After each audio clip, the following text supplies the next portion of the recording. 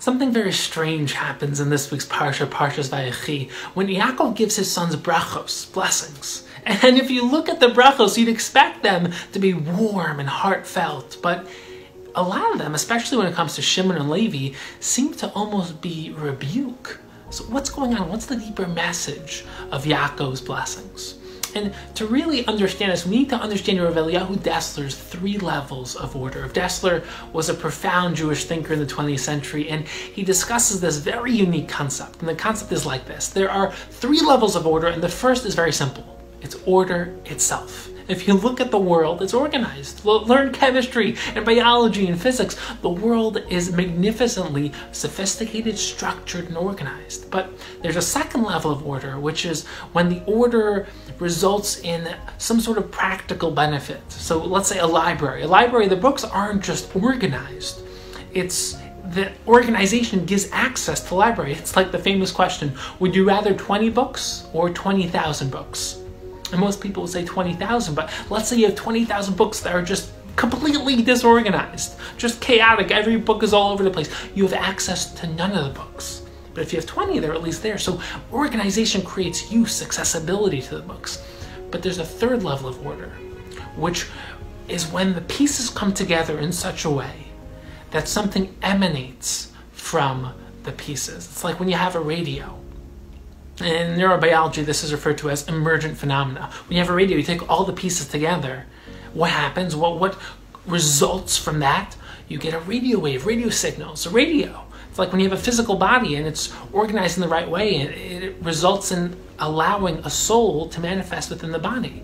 Spirituality is that which transcends the sum of the parts. And uniquely, if one piece is missing, then everything falls apart. One screw is missing from that radio, you don't really get that radio signal. The whole machine won't work.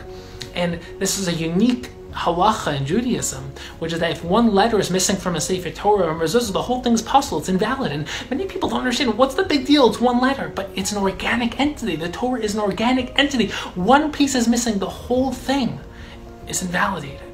Every single piece is unique and every single piece is fundamental. And this gets to a very famous quandary, very famous dilemma.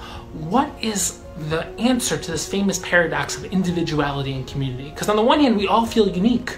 We all feel important. We want to be the Lone Ranger, the spotlight on us. We want to be the hero, the superstar, the leader. But on the other hand, we all love to fall into an experience that is beyond ourselves, where we're almost invisible. It's like a musical concert where we just close our eyes and just immerse ourselves in some experience that's transcendent, that's beyond ourselves. And what's the solution? But the ideal is the synthesis of both, where you are fully embracing your individuality, your uniqueness, your incredible unique gifts and talents, but you're also contributing that to the cloud, to the tzibur, to the community, to that which is transcendent and beyond yourself. And that is what Yaakov was trying to tell the brothers. You are all unique. You are all individuals, but you need to become part of something bigger than yourselves. The rebuke was trying to help them see how their uniqueness is supposed to be directed to something beyond themselves. That you're all here for a purpose. You're supposed to become something greater than yourself. Maximize your potential, become extraordinary, but then devote that to the community, to the Klal Yisrael, to the world, to something transcendent, to Hashem, to that which is beyond you. And we are all descendants of Yaakov, of the Shvatim, of the brothers, and we have to recognize that Yaakov's also speaking to us. We have to find our uniqueness, but then devote that to the Klal, because we're all a letter in that Sefer Torah, in the grand, ultimate Sefer Torah. And our job is to write our own story, but then recognize that that story is part of a bigger, grander story. His story, our story.